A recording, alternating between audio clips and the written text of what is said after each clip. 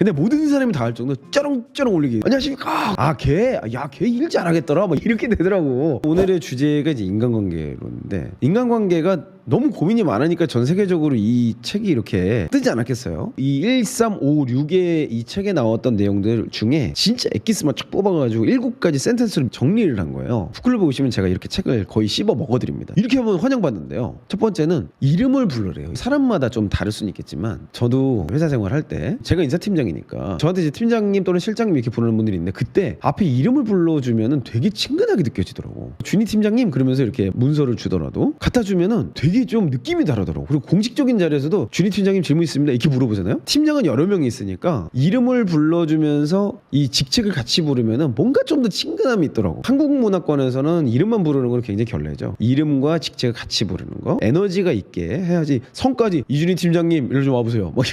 이러면 좀 그렇지. 그래서 저는 내 직속 상사한테 그렇게 하는 거는 맨날 보니까 서로 그게 아니잖아. 근데 다른 부서에 뭔가를 하거나 요럴 때 저는 괜찮은 것 같다 생각이 들고요. 여기에서는 이제 이름을 부르며도 있지만 더 중요한 거는 인사학입니다. 인사학. 소위 요즘 것들이라고 하는 분들 인사를 안 해요. 인사를 안 하니까 이 인사하는 사람이 언젠가부터 되게 환대를 받기 시작했어. 그 20대 분들은 면전에 쌩까는 애들이 많죠. 그게 문화적인 것도 있고요. 왜냐면 친구들끼리도 바로 앞에 앉아고 톡으로 얘기하잖아요. 디지털 세대 이런 문화적인 게 당연히 하나 있고, 그런 거를 매너에 대한 거를 좀 이렇게 접할 기회가 별로 없었을 수도 있겠다 싶어요. 그런 거를 코로나 시대 때 뭐 당장 뭐 인사할 일이 없잖아. 그런 것들이 더 단절되고 강화됐던 부분들도 있지 않나. 지금 20대 분들이 오히려 밝게 아이 컨택하고 인사하는 거, 요 1번 이 액션 하나만으로도 제가 보기에는 어딜 가든 환영받습니다. 그리고 이제 인사하면 이상하게 쳐다봤을 정도 인사 안 하는 곳이 있어요. 근데요, 정말 이건 진짜 진리인데, 그런 데에서도 꿋꿋이 인사를 하잖아요. 그 사람은 인정받습니다. 제가 아는 분 중에 그런 분이 있었어요. 그 사람 출근한 거 그냥 사무실에 모든 사람이 다 알아. 저희 사무실이 100평이었거든요, 한 층에. 근데 모든 사람이 다 알 정도로 쩌렁쩌렁 올리기. 안녕하십니까. 그리고 막 인사하고 막. 자기 일하다가 말고 높은 분이 지나가잖아요. 그러면 의자가 갑자기 뒤로 자빠져. 그냥 너무 세게 일어나. 의자가 뒤로 그 바퀴 달렸으니까 일어나가지고 안녕하십니까 뭐 인사하기도 하고 고생했습니다 뭐 이렇게 하기도 하고. 야, 처음에는 도저히 극성을 떠냐 이랬는데, 사람들이 있잖아요, 특히 윗분들 윗사람들이 그 인사가 각인이 돼 있더라고, 머릿속에. 그래가지고 그 사람 이름은 몰라도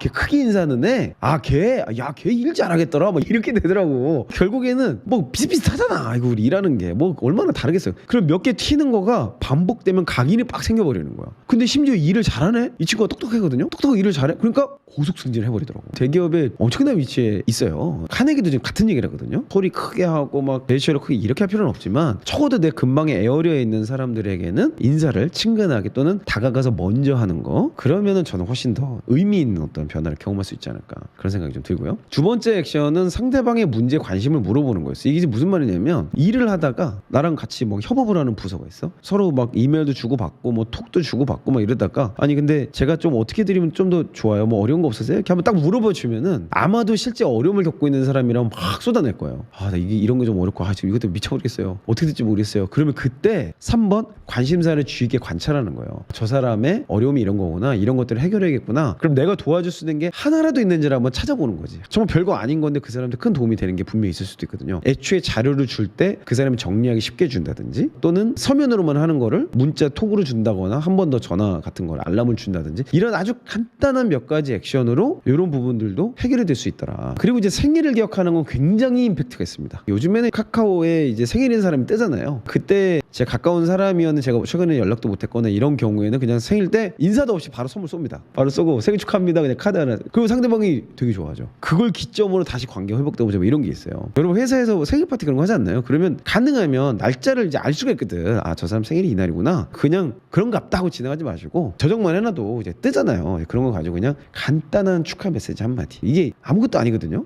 아무것도 아닌데, 저는 이런 것들을 진짜 하는 사람과 안 하는 사람이 차이가 좀 있는 것 같아요. 지금 여기 1번부터 7번까지는 내용들 있죠. 이거를 평소에 연습한 사람은요, 리더가 됐을 때 이게 자연스럽습니다. 근데 이게 준비가 안 된 사람은요, 리더가 딱 되잖아요. 그때부터 이름 부르는 것부터가 난 거 아니야. 벌써 이름이 기억도 안 나고 막 쟤를 내가 말을 안 듣는데 상대방 문제는 개뿔, 내 문제나 좀 네가 좀 들어라 이래가지고 팀원들 생일은 기억도 못하면서 내 생일 기억 안 해줬다고 삐져가지고 막 연락도 안 하고 막 갑자기 출근 안 해버리고 막 고가에 반영해버리고 막 이런 일이 생긴다고. 내가 굉장히 극단적으로 얘기를 하지만 그런 일이 진짜 있어요. 지금 이거 보면 되게 쉬운 거거든. 쉬운 거고 그냥 하면 되는 것들이에요. 근데 안 하더라. 그래서 저는 여러분께 제안드린 거죠. 동료한테 잘해주면 호구 잡히죠. 근데 그건 한두 번 했을 때 얘기야. 계속 호구가 잡히잖아요. 그럼 그러기도 쉽지가 않아. 계속 호구 잡히지 않아요. 그리고요, 여러분들이 일관성 있게 이런 행동들을 하잖아요. 그럼 결국 여러분들과 일하고 싶어하는 유능한 상사가 여러분을 픽업해서 갑니다. 저는 이제 인간관계론을 보고 읽으면서 제 삶의 가장 큰 변화 하나를 좀 얘기하자면, 호구 잡히는 것에 대해서 그렇게 두려워하지 않게 됐어요. 그리고 상대방 입장에서 어떻게든 생각해보려고 노력을 해요. 내가 그걸 동의하지 않고 내가 싫어하는 한이 있더라도 어떻게든 이해하려고 노력하는 이런 행동들을 여러 가지를 했던 것 같아요. 결론적으로는 이 책을 통해서 제가 얻은 최고의 인사이트는 뭐였냐면, 논쟁을 피하는 겁니다. 저도 한 논쟁 하거든요. 나도 좋아해. 근데 그거를 그냥 안 하게 되더라고. 왜? 시간이 너무 아까운 거예요. 내가